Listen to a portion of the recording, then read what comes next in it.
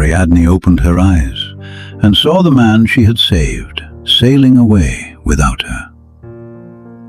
On the shore beside her lay the thread that had once guided him out of the labyrinth, but now there was no thread to guide her out of what he had done. She had betrayed her father, abandoned her home, and helped Theseus kill the monster at the center of her own family. She had risked everything to save him, believing that if she became essential to his life, he would never leave hers. But at sunrise on the island of Naxos, Ariadne discovered a painful truth. Sometimes the person you rescue does not become the person who protects you. Sometimes you spend so long helping someone escape their labyrinth that you fail to notice you are disappearing inside it. But why would Theseus abandon the woman who had made his victory possible?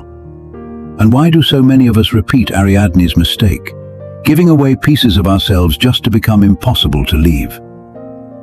To understand that, we must return to the monster in the labyrinth.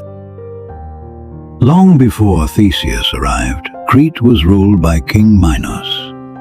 To prove that the gods supported his claim to the throne, Minos asked Poseidon for a sign. The god sent him a magnificent white bull from the sea, on one condition: Minos had to sacrifice it. But the bull was too beautiful, so Minos kept it and sacrificed another animal instead.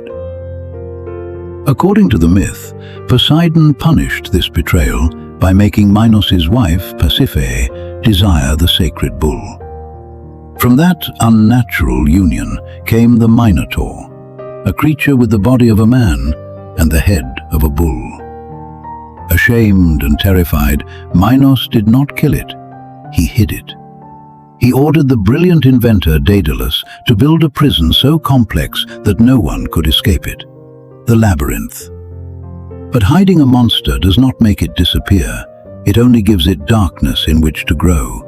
And soon, Minos would begin feeding that darkness with the children of Athens. The monster was hidden in Crete, but its hunger reached all the way to Athens. After Athens was defeated by King Minos, the city was forced to pay a terrible tribute. 7 young men and 7 young women sent to Crete to enter the labyrinth. None returned. Each time the ship sailed, 14 families watched their children disappear for a war they had never started. Then Theseus, son of King Aegeus, made a promise. He would travel with the next group, enter the labyrinth, and kill the Minotaur. His father begged him not to go, but Theseus believed that courage could end what fear had allowed to continue. So he boarded the black-sailed ship as a prisoner, while secretly preparing to return as a hero. But Theseus did not yet understand. Killing the monster would be easier than escaping its prison. And when his ship reached Crete, someone was already watching him. Her name was Ariadne.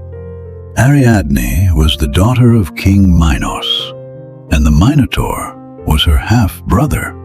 When she saw Theseus among the Athenian prisoners, she knew what awaited him. Even if he killed the monster, the labyrinth would keep him forever. Ariadne could have remained silent. Instead, she chose to save him. She offered Theseus a sword and a ball of thread. He would tie one end at the entrance and unwind it as he walked. If he survived, the thread would lead him back. But Ariadne asked for something in return. Theseus had to take her away from Crete. To save a man she barely knew, she was preparing to betray her father, abandon her home, and help destroy part of her own family. Perhaps she called it love. Perhaps it was also the hope that being needed would make her impossible to abandon. That night, she placed the thread in Theseus's hands, without realizing she was also placing her future there. Theseus tied Ariadne's thread at the entrance and stepped into the labyrinth. The corridors twisted around him. Every turn looked familiar. Every shadow felt alive. But the thread remained behind him, a thin path back to the woman who had trusted him. At the center of the maze, Theseus found the Minotaur. The creature charged. Theseus avoided its horns, fought it at close range, and finally brought it down. Athens was free. But the hero's greatest victory did not come from strength alone. Without Ariadne's sword, he might never have defeated the monster. Without her thread, he would have defeated it and died beside it. Theseus followed the thread back through the darkness. At the entrance, Ariadne was waiting. He emerged as a hero. She escaped as a traitor to her own family. Together they freed the other Athenians and fled Crete before Minos could stop them. For Theseus, the journey home had begun. For Ariadne, there was no home left to return to. Freedom lasted only until Naxos. During the journey to Athens, the ship stopped at the island. Ariadne fell asleep, believing she would continue toward a new life with Theseus. But before sunrise, Theseus sailed away without her. The ancient versions disagree about why. Some say Theseus deliberately abandoned her. Others say the gods ordered him to leave. But for Ariadne, the reason changed nothing. She awakened alone and watched the ship disappear across the sea. The man who had escaped because of her had escaped from her as well. Ariadne had treated her sacrifice like a promise. If I give you everything, you will never leave me. But love does not always return what sacrifice gives. And when we make another person our only future, their departure does not feel like losing a relationship. It feels like losing ourselves. Ariadne had helped Theseus escape one labyrinth. Now she was trapped inside another. Abandonment, regret, and the terrifying question, who was she, without the person she had sacrificed everything for? But Naxos would not remain empty for long. According to the best-known tradition, Dionysus found Ariadne on Naxos. He did not see a discarded woman whose story had ended. He saw someone worthy of becoming his queen. Dionysus married her, and in later versions, placed her jeweled crown among the stars, where it became the constellation Corona Borealis. But the meaning is not simply that another man arrived to rescue her. It is that Theseus was never the final judge of her worth. His decision to leave did not make her unlovable. It only revealed that she had built her entire future around someone who could walk away from it. Ariadne's life changed when she stopped being merely the woman behind Theseus's victory and became the center of her own story. The island where she believed everything had ended became the place where another life began. But while Ariadne's crown was rising toward the stars, Theseus was sailing toward a tragedy created by his own forgetfulness.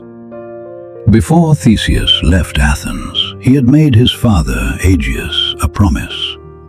If he returned alive, he would replace the ship's black sails with white ones. But after everything that happened, Theseus forgot. From the cliffs of Athens, Aegeus saw the black sails approaching and believed his son was dead. Overcome with grief, he threw himself into the sea. According to the myth, those waters would later carry his name, the Aegean Sea. Theseus returned as the hero who had defeated the Minotaur, but his victory had already cost Ariadne her home and his father his life. He escaped the labyrinth, yet failed to see the consequences he left behind. And perhaps that is why Ariadne's thread still matters. It is not only a way out of a complicated place. It is the part of us we must keep hold of while helping someone else. Compassion is not weakness. Sacrifice is not always a mistake. But when helping another person requires you to silence your needs, abandon your values, or make their love the measure of your worth, helping them can slowly become a betrayal of yourself. You can guide someone through their darkness. You can love them deeply. But you should not have to disappear for them to survive. So whose labyrinth are you trying to solve right now? And how much of yourself have you left inside it? Perhaps it is time to take hold of the thread and let it lead you back to yourself.